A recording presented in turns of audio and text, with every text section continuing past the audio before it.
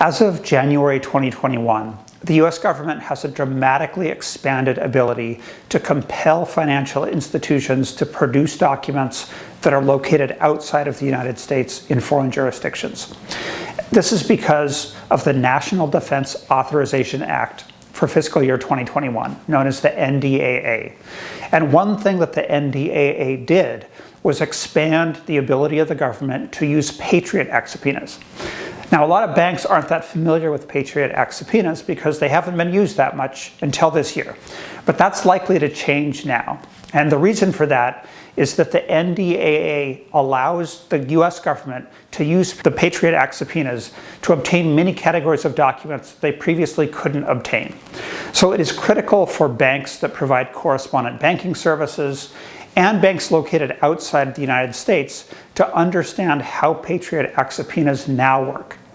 So today I'm going to talk a little bit about the nature of a Patriot Act subpoena, how the NDAA changed how Patriot Act subpoenas work, and finally what financial institutions should do now to get ready for a future receipt of a Patriot Act subpoena. The Patriot Act is a law that was initially passed in the wake of the terrorist attacks on the United States on September 11th, 2001. And among other things, the Patriot Act created a mechanism that the US government could use to obtain documents that are located outside the United States from a non-US bank that had a correspondent bank account here in the United States. And often these are foreign banks that don't have a presence in the United States, such as through a branch or a subsidiary, but they have an account that they open to provide correspondent banking services at a US bank. And the type of correspondent services that they use are generally receiving payments in US dollars in the United States or making payments in US dollars on behalf of their customers that are located in the non-US jurisdiction where they're based. So under the initial Patriot Act subpoenas could only be used to obtain records that relate to the non-US bank's correspondent bank account in the United States. So obviously that's a small fraction of the overall records that most foreign banks have.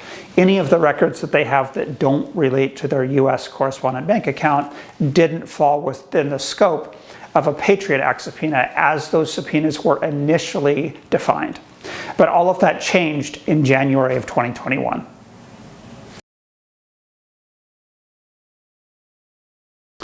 The NDAA made Patriot Act subpoenas a much more powerful tool for the US government in a number of ways. First of all, it expanded the scope of the documents that can be requested by the US government by expanding it not just for documents that relate to correspondent bank accounts in the US, but they can now be documents that relate to any accounts at the foreign bank, as long as that bank has a correspondent bank account in the United States, and as long as the investigation relates to either a criminal investigation, a civil investigation, or a number of different kinds of administrative investigations that relate to the Bank Secrecy Act. In addition, the NDAA creates a powerful stick for the US government to use if foreign banks don't produce those documents. They can be penalized $50,000 per day for not complying. In addition, the foreign banks are prohibited from notifying the account holder about the request. And this can create a problem for a bank, which relates to the next way in which this is a substantial change, which is that often it's illegal in a foreign jurisdiction to comply with the US's request. Foreign banks are often in a situation where it's actually illegal either to produce documents because of privacy laws or to produce documents without notifying the account holder because of laws protecting the account holder. However, the NDAA explicitly says that just because producing the documents would be illegal, that's not by itself a sufficient reason to quash the subpoena and prevent the US government from getting those documents. So in light of all of these changes, it's very important for financial institutions to be prepared when they receive a Patriot Act subpoena. There are a number of things that financial institutions should be considering now because of the passage of the NDAA. The first is that the actual text of the NDAA may not ultimately define the ability of the US government to use Patriot Act subpoenas.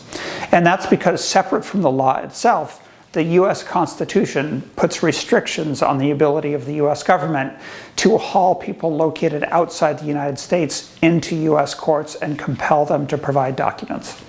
It's likely that some foreign banks are going to use those constitutional arguments to try to limit the ability of the US government to seek documents that are located abroad.